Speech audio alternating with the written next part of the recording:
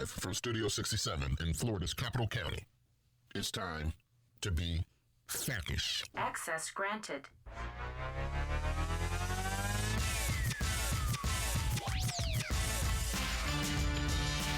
Good people of Florida, thanks for joining us for yet another episode of FACish. You've got Jared and Sarah on the air, and we are counting down the days. We are on the home stretch of this legislative session, and there are a lot of moving parts to talk about. So, Sarah, how would you like to kick us off this week? Yes, there were a lot of important bills up this week, pushing through these last committee stops. Let's start with one that we have been following for a while, and that is the local preferencing bills.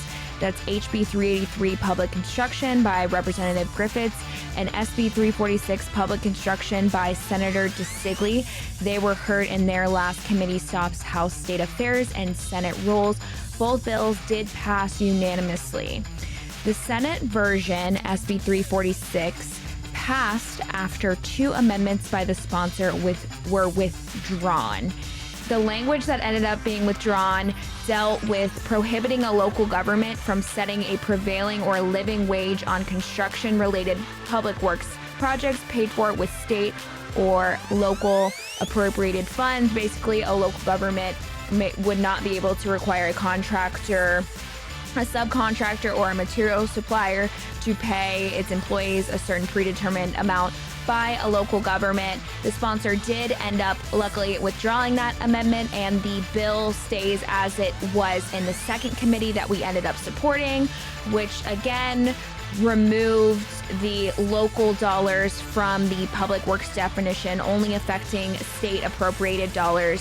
The House version, HB 383 by Representative Griffiths, passed a delete everything amendment that somewhat matched the Senate bill. Again, defining a public works project as any activity that is paid for with any state appropriated funds. One part of this bill, though, that is a concern is the bill prohibits a political subdivision from requiring an entity to dedicate funds or make expenditures for art in public places that exceeds the amount required for the acquisition of works of art for state buildings. There is an exception for the original construction of a government building that provides public access, but both the House and Senate bills will now move to the floor. FAC did thank the sponsors and committee for the revisions and the withdrawn amendments that were made during this stop. So we will see what happens on the floor with those two bills. Thank you, Sarah. Well said. Moving on, we saw HB 1343 Ag Lands by Representative Tuck pass its last committee of reference, that was House Infrastructure Strategies, this week, and it now moves to the House floor. This version and its Senate counterpart have been kind of trending in different directions. We actually had the pleasure of supporting the latest amendment to the House bill. Just to recap, both bills would limit, but to different extents, a county from levying special assessments on any land classified as agricultural land. Now, the Senate version prohibits such levies altogether, and the REC picked up about a $24 million price tag for local governments on this one. Now, the House language has been amended and has the FAC seal of approval on it. It carved out any levies that were bonded, attached to any sort of debt service. And in addition to that, it also clarifies that the prohibition does not apply to non-agricultural structures on the property. So whether it's residential or non-residential structures, those are still eligible for whether it's fire assessments, that sort of deal. So that was language that FAC supported and got added to the bill. On the Senate side, that was not heard this week. However, they are starting to hedge their bets on this one a little bit. The language of concern was actually added to the Senate tax package as well. That's SB 7062, and it looks exactly the same. It would just completely prohibit a county from levying special assessments on ag land. So we're going to be kind of fighting that war on two fronts going forward, but hopefully we can get them to accommodate, as Representative Tuck did. Thank you, Jared. And next up, we had bills that we have been following all session long. We've been working really hard on these. These are the local occupational licensing bills. We have had some things shift since the last time we talked about these bills. You'll recall that SB 1570 by Senator Hooper, The last committee just extended that expiration date on occupational licensing to 2024. However, both bills are now changing. They're trying to solve the problem somewhat here in the last 2 weeks. HB 1383, Specialty Contractors by Representative Trabulsi, in its current form, in a delete everything amendment that was filed, any local government licensing of occupational programs will expire on January 1st, 2024. By January 1st, 2024, the Construction Industry Licensing Board shall establish certified specialty contractor categories for voluntary licensures for all of the following. I'm going to go through them quickly because they're different in the House and Senate version. So in the House version, it's structural aluminum or screen enclosures, marine seawall work, marine bulkhead work, marine dock work, marine pile driving, structural masonry, structural pre-stressed, precast concrete work, rooftop solar heating installation, structural steel, window and door installation, including garage door installation, and hurricane or windstorm protection, and plaster and lath. Additionally, a county which includes an area that is designated as an area of critical state concern may offer a license for any job scope which requires a contractor license under this part. If the county imposed a license requirement before January 1st, 2021, a local government may continue to offer a license for fence installation and erection if the local government imposed such a licensing requirement before January 1st, 2021. And a local government may not require a license as a prerequisite to submit a bid for a public works project. Next up, the Senate version 1570 pushes that expiration date back to July 1st, 2024 of any local government licensing programs, differing from the House version again, which is January 1st, 2024. By July 1st, 2024, the Construction Industry Licensing Board must establish the following job scopes for voluntary licensure, and it includes a lot of the same as the House bill. Quickly, fence installation, marine bulkhead work, marine dock work, marine pile driving, marine seawall work, plaster and lath, rooftop painting, coating, and cleaning above 3 stories, rooftop solar heating installation, structural aluminum or screen enclosures, structural carpentry, structural pre-stressed precast concrete work, structural masonry, structural steel work, veneer including aluminum or vinyl gutters, siding, fascia or soffit, window and door installation including garage door installation, or hurricane windstorm protection. It also includes the critical state concern and the public work bid prohibitions that the House version includes. So we continue to monitor these bills. Obviously, we're supporting 1570 in committee. It is pushing that expiration date a little farther than the House bill. So we shall see what happens. The House bill still has one more committee stop, and the Senate bill will be moving to the Senate floor. Thanks, Sarah. Something that has a lot of momentum right now is the pair of vacation rentals bills. The legislature has been trying to move on this concept for a number of years now, and it looks like they might just be headed to the governor's desk this year finally. Just to recap, the bills would preempt the licensing of public lodging and food service establishments to the state, as well as preempt the local government regulation of vacation rental advertising platforms.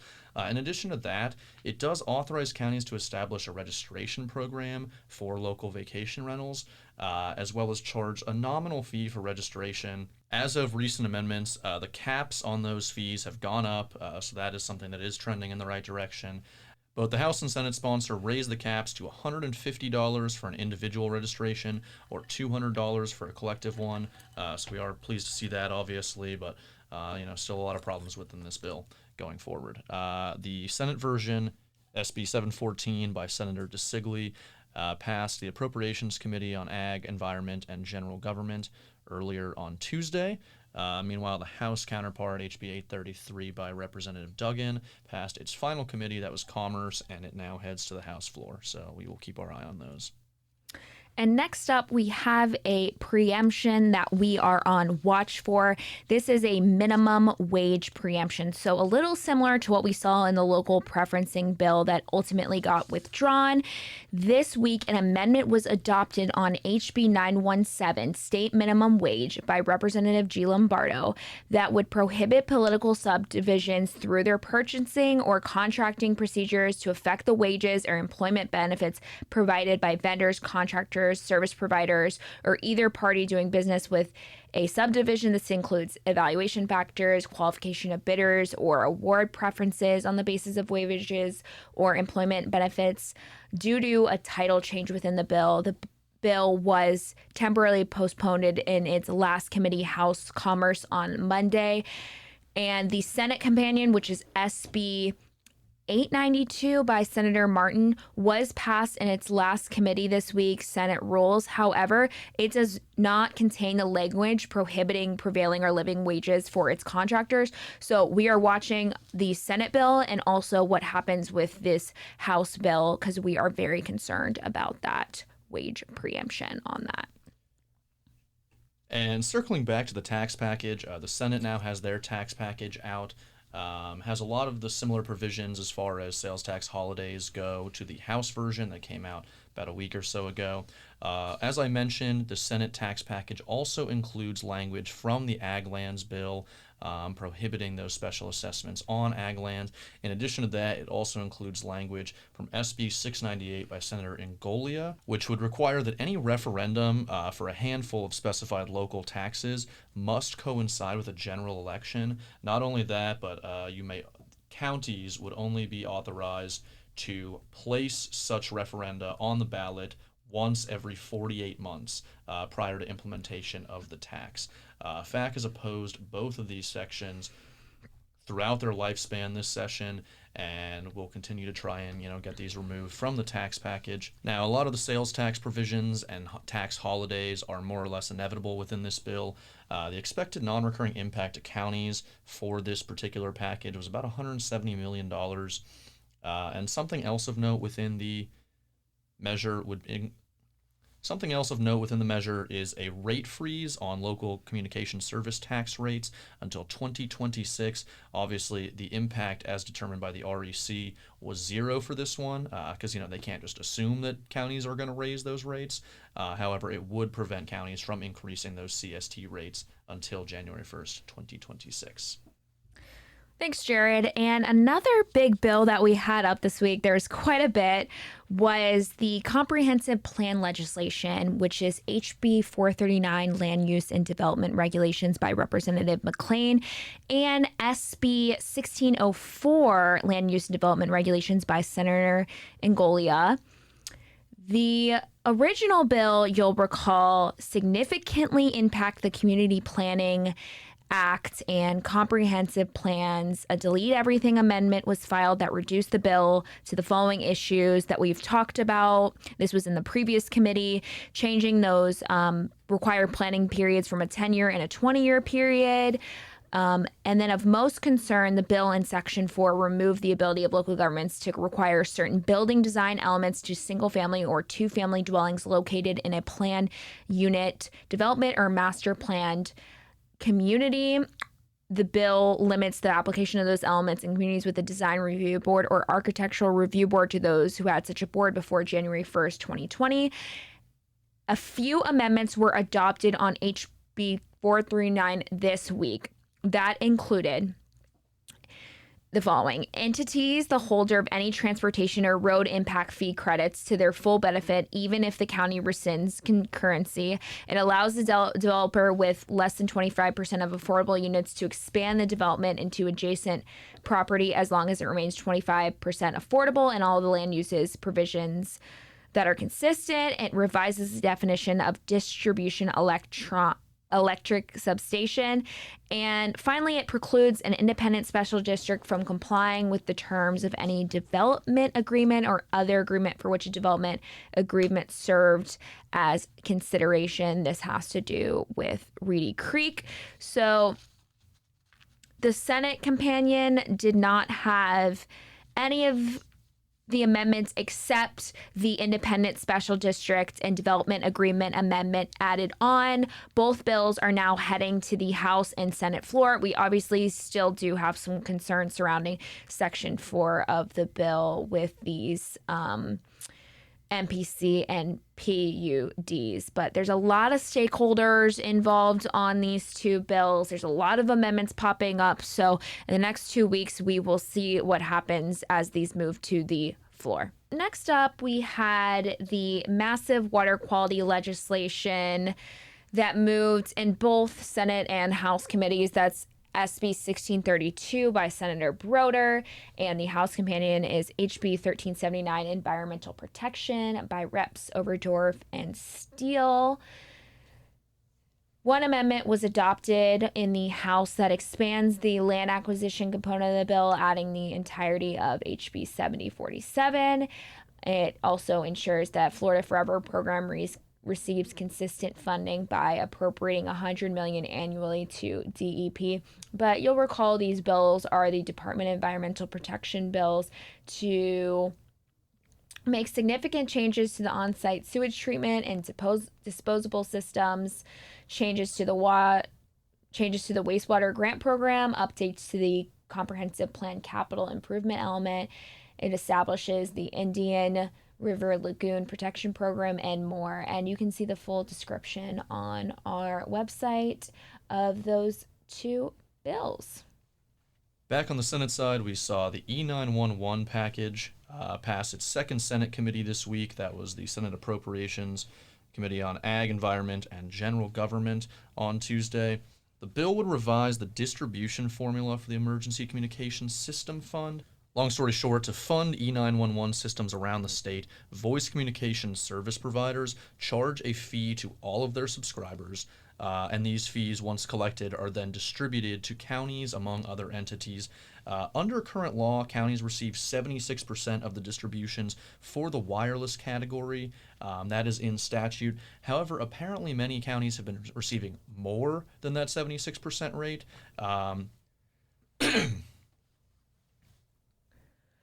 So the latest committee substitute language would increase this allocation to 95%, just to kind of more closely match what we have been seeing in reality and codify it.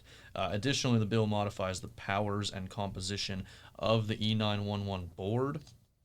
Now, under current law, the board consists of a system director as well as 10 members appointed by the governor, 5 of whom are county folks. This would cut those numbers to 8 appointees and 4 county representatives. So something of note there.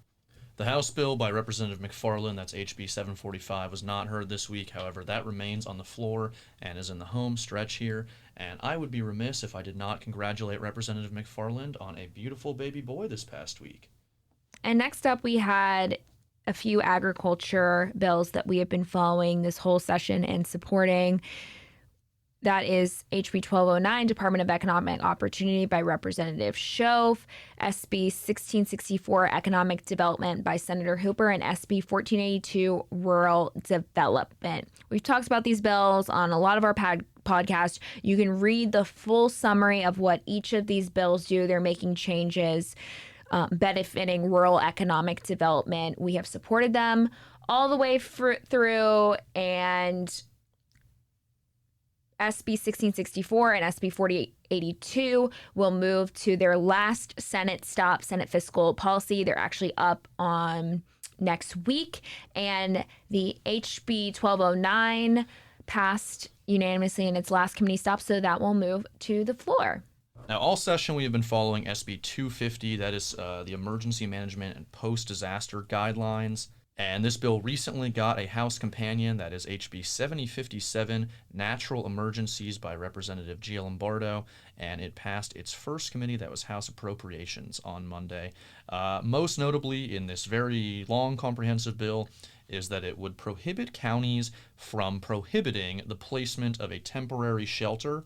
You know, this could mean an RV, a trailer, or a similar structure on residential property for up to 36 months or until a certificate of occupancy is issued on that property again following a declared natural disaster. That was something we wanted to get in the bill, was that it must be a declared natural disaster and not people just, making that term up for themselves. In addition to that, the bill would prohibit a county within 100 miles of the landfall area of either Hurricane Ian or Nicole from this past September from adopting comprehensive plan amendments or particular land use regulations that are more burdensome or restrictive than those allowed within the statute. Okay, and the last thing that we're going to mention for the week is a bill that I'm sure a lot of you are following, which is term limits. So, as you know, in the Senate version by Senator Ngolia, the bill is establishing term limits for county commissioners of 8 years, along with district school board members. This week, however, the House Bill 477 by Representative Rizzo was placed on Senate rules for Monday at 1 p.m. So the House version does not include the 8 years for county commissioners. Now, that doesn't mean that amendment won't be filed on it. So we are closely watching this bill.